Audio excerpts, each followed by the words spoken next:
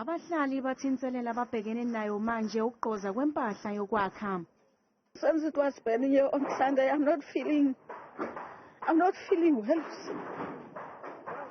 I'm very upset about all my things. So I don't know what I'm going to do. That's why I think this morning I must come and clean here. I still need material because I don't have money to rebuild it, but I still need the material to rebuild it.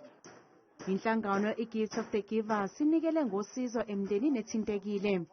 We are assisting the families every day with a hot meal. There is some chronic medication patients here, so of course they have to take their medication on meals. We have given them blankets, mattresses, personal hygiene care packs, toiletries.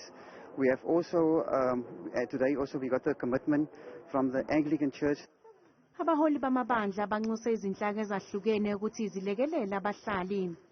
To come and appeal to South African, to our political principles, the city, the province, the national government, and anyone who hear this message to say, could we as South Africans come up with brilliant solutions to do away with informal settlement and squatter areas, to have proper sanitation here, to ensure that people eat at the moment, they're hungry, to ensure that they get their ID documentation.